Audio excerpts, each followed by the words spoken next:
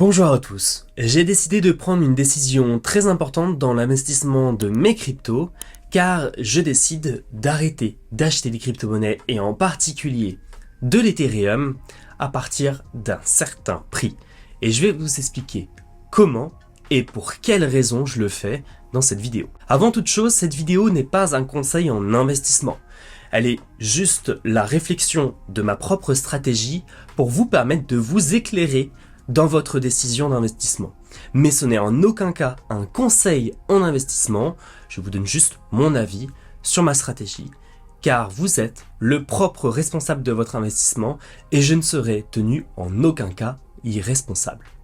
Alors, dans cette vidéo, j'aimerais vous partager les différentes raisons de pourquoi j'ai décidé de ne plus acheter des crypto-monnaies et de l'Ethereum à partir de l'ancien ATH d'Ethereum qui est de 4868 $ sur Binance. De mon côté, Ethereum prend une majeure partie de mon portefeuille, de l'ordre de 50% il me semble. Car j'ai des Ethereum mais j'ai aussi du WST-ETH, bref. Première raison, c'est psychologique. Car ça me permet de me fixer un plafond pour me permettre de me dire ok, à partir de ce niveau-là, j'arrête d'acheter. Je n'achète plus, ce qui va me permettre de faire de la prise de profit si l'Ethereum augmente, car il faut savoir que nous allons commencer une période de phase haussière, avec notamment l'arrivée de l'ETF Ethereum sur le marché de la finance traditionnelle, ce qui pourrait faire profiter forcément le prix de l'Ether, mais aussi de la finance décentralisée en règle générale. Il faut savoir aussi que de mon côté, cela va me permettre de ne pas faire les mêmes erreurs que j'ai pu faire sur le précédent cycle. Et c'est donc la raison numéro 2, de ne pas subir la cyclicité du marché. À partir du moment où je me fixe une limite d'achat, que je n'achète pas plus haut, cela va me permettre de me dire ok, maintenant, il va falloir que je réalise de la prise de profit. Et donc, je vais mettre une stratégie de sortie en place. Donc pour le moment elle n'est pas fixée, mais je pense que ça sera palier par palier.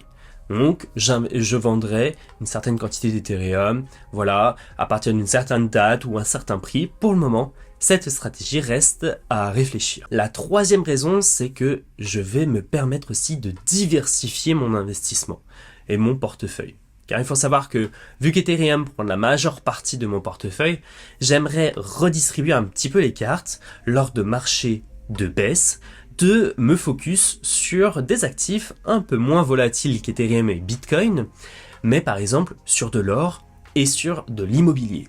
Alors il faut savoir que l'or et l'immobilier est disponible dans le monde des crypto-monnaies, et actuellement je me redirigerai un peu plus vers le Paxo Gold, qui représente un once d'or, qui est dirigé par l'entreprise Paxo, qui est pour moi très clean et je la suis depuis 2019.